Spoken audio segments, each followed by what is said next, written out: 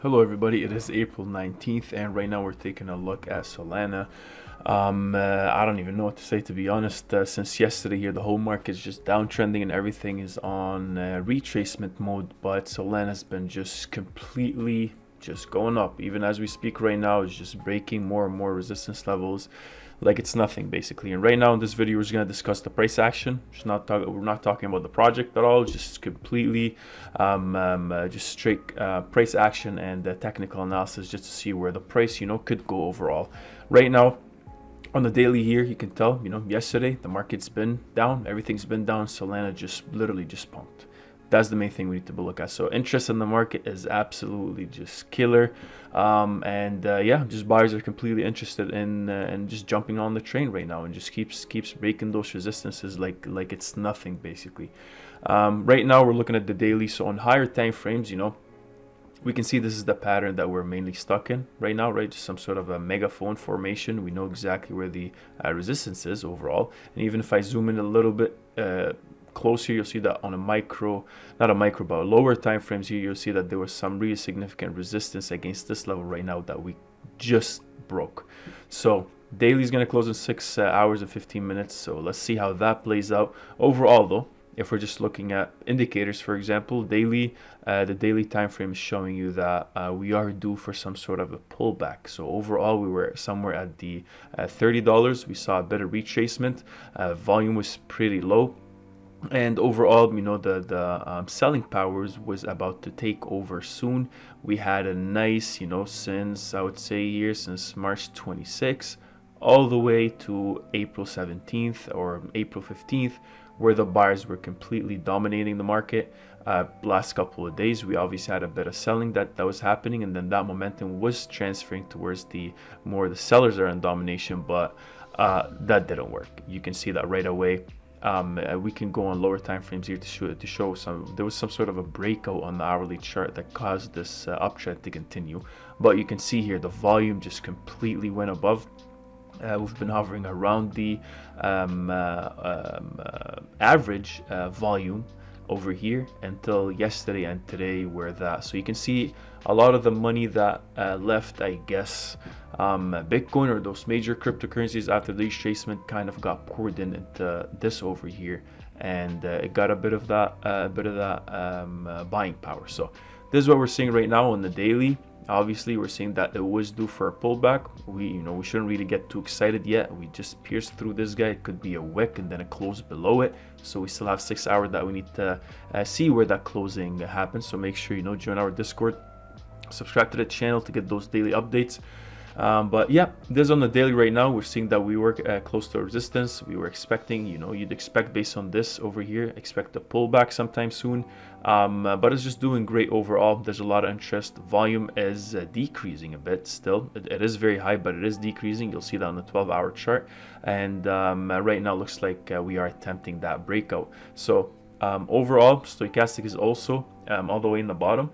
RSI is in the overbought region, and the MACD just showed a positive momentum upwards. So 12-hour chart, this is what I was talking about. Overall, the volume has been decreasing, and if you compare it generally, if we're just talking price action compared to volume of trading, we're seeing here, very high volume caused both wicks to the bottom and to the upside, meaning that sellers tried to push it all the way down, didn't work. Buyers came in, pushed it all the way up, didn't work, and then we agreed on the same price somewhere around the $25. Next day, however, we had the same exact volume, but the distance between the opening and the closing price was very long, meaning that the majority of the volume that was here was completely for buyers. The buying power was dominant, as opposed to this over here where there's a lot of volume, but we're seeing that there wasn't a lot of action between the opening and the closing prices on this candle. So we're showing some indecisiveness until we actually broke out, which I'll show you on the lower time frames here. But this is what we had, this volume. Next day, a bit less volume, right? But we saw a significantly less movement in terms of the price action. Again, today, we still have 6 hours to go. We're attempting to break out. And if I just maybe hide the lines over here, you'll see that lower volume also caused a, this is still bullish, however, but opening price at the 33. Sellers tried to go all the way to the 29 $29.07, and right now we're sitting somewhere around the $35. So, and then again, obviously Bitcoin has been retracing all day today, so there's that's affecting this. But even with all this going on, you're seeing this blow up, so it's definitely really caught it. It's staying here on my radar for sure, just something to keep an eye out for. But this is the 12-hour. As we're seeing, the volume was decreasing and the bodies of the candles here was just narrowing over time. So that's something that usually gives you a bit of a bearish sign. But honestly, if the whole market is just downtrending and this thing is just keeps on blowing up, then man, it wouldn't even really make sense looking at this. But just something for us to break down the chart for you here, if that's something that interests you. But overall, middle time frames here, so this is what we have on the upper time frames. If we go to the 4-hour, we're seeing that the MACD in terms of momentum, we've been stagnating for a while, so we are losing that steam, as opposed to just completely going up. We're kind of going sideways, not a lot more of that push that we had previous to this, which makes sense because we are at a resistance level. And you got to keep in mind the fact that we are already way overextended, right? We're already way overextended, and that overextension was caused by an increased interest in buying power, and the buyers, and then the buying power was actually overextended. So something to keep in mind is once we're looking at, we're all the way up already and we're attempting some sort of a breakout, you will start seeing those indicators here not make sense much, but at least in terms of price action, it is showing you that we are stagnating. So we're not really having that extreme power yet, because the next candle here was supposed to continue to go above, but it explains the fact that we also have a resistance. So volume has been really choppy as well, and we're seeing that we're still really in the overbought region as well on those on this RSI and the stochastic RSI. So we are due for a pullback 100% on the 4-hour chart. Doesn't mean that's going to happen, but if we're looking at this from a more technical standpoint, then we are expected to. MACD's way overextended, a bit choppy, going sideways as opposed to continue to increase.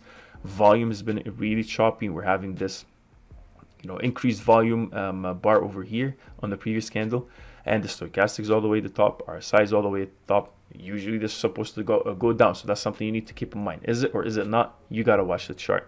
One thing I would say is that even though here we had this nice uptrend from $30 all the way to the $35, which is a really, let's just see how much did it actually go up from here all the way to here. So 17%, and then it was met right away with just a completely equal candle and a bit more bearish actually, and right away that drove us back down to the $30. So and that's, again, Bitcoin's been downtrending, so that also could cause all these results to be skewed. But overall, this is what we have for the 4-hour chart. And maybe if you go to the 1-hour chart, because you actually cannot see anything here. You can't really see what's going on whatsoever. If you go to the 1-hour chart, this is what we had. You'll see here that within this macro pattern we have, so that's how we usually need to look at those charts. So we look here. We go to the daily. Sorry if I'm moving the chart too much, just want to make this video quick for you. But if we're looking at the daily, you can see exactly where that movement upward is, or the resistance or the support is. But you can't really tell what's happening in the middle. So usually I like to go from higher time frames and move down to lower time frames, and then see what's happening in between those extremities that we have. And that's something you always need to do, just to kind of get a confluence of reasons to how this price movement is actually developing. So look at this. It's crazy the way this whole thing has been playing out. This is what it is on the 1-hour chart. We're having on a clearly this resistance line overall, where we 1, 2 resistance, went all the way down when Bitcoin's drop, and then again went back up to it and found that only to be met with the sellers again to find that dip, indecisive candle over here. If you watch our videos, we like seeing this candle just show some sort of reversal on a smaller time frame. Obviously this is not on a bigger time frame, but we start going down, and as soon as we broke above it, came back to retest it, and then shot right back up, and now we're here. So right now, this is where we're sitting at. Momentum is still very choppy. This is not supposed to be happening. This is what the indicator is saying. The indicator says we need to go down right now. That's it. But it's not telling you that there's just increased interest in this coin right now, which we should probably make a separate video for this for you to see maybe we'll just review the actual coin. Maybe something would interest you, or you'd want to be investing in this, or if you want to trade it, right? Different people for different have different outlooks on the market. But this is what we have right now. Even on the hourly chart, we're seeing that the RSI has been having lower highs as we move forward. We were on the oversold, overbought region on the bigger time frames. On lower time frames, we are due for a correction, but we're seeing that breakout right now. And yeah, so just to summarize this whole thing, we are attempting a breakout out of this already. The hourly chart still has 6 minutes to go. If we even go, I don't want to go to lower time frames. I don't really encourage going to lower time frames that much, because you're gonna have a lot of noise happening. But so now, in terms of a target that we would be typically looking at for this, you know, I would usually like to look at the Fibonacci extensions to see how that plays out in terms of, you know, so usually take this over here, and maybe we zoom out maybe to the 2 hour just to give you a bit of visibility here. But if you take your Fibonacci extension, Fibonacci trend-based extension tool, and you connect basically the lowest point we had over here up to this high we had over here, and then the most known retracement, which is somewhere around this region over here, then we would project where we actually retraced from. So let's say now that we are here, and let's say we had this peak over here, and this is where the retracement that happened, and let's assume that we never knew exactly where this was. So if I maybe remove this guy over here so we can see what I'm talking about, let's just assume, you know, we had this nice bump, we tried to go back down to retrace, and then from here we start going up, and like, okay, so what's the next point that we're going to be looking at? So we just take this, boom, all the way down here, and then we project, and let's just see if it actually reacted to it. We'll see a couple of times that, oh, the first time we actually reacted exactly over here. Next time we broke above this guy, and then we exactly reacted over at this guy over here. Next time exactly had retracement over on this guy. And right now looks like the next line we'd be looking at somewhere around the $39 to $40 if Solana actually does end up breaking over this line and close above it. That's what I think is going to attract more and more buying power for Solana as well. So this is at the 2 hour, same 1 hour as well. 1 minute we're gonna close above it. That's a very healthy sign of a reversal of a breakout with a lot of volume. But you need to understand is that you can have this dump any second as well. Keep that in mind. So it depends what you are willing to risk to actually be a part of this uptrend or this breakout. Me personally, I still wouldn't. You know, I haven't really looked at this much to study what the way it reacts to certain levels and the way it reacts to certain patterns that we have over here. But all I'm saying is the whole market is down and this thing is up. So you can see what the buying power is and what it can do to the price action. We're already at 35. So that's what I'm saying right now. Overall then, if we just zoom back up, I know you don't want to hear me talk too much, so I apologize for that. But this is where we're at. If we break above, next target would definitely be the 40. Then we'll see some sort of retracement back to retest this guy over here, and we will continue to move forward. So pretty nice price action. Crypto market is crazy. We got to get used to it. That's what it is. But it's just interesting to see crazy stuff like this. So thank you for watching. If you like the analysis, please comment, like, share, subscribe. Let me know what you think about the analysis in the comment section below. Don't be too mean though. And thank you for watching.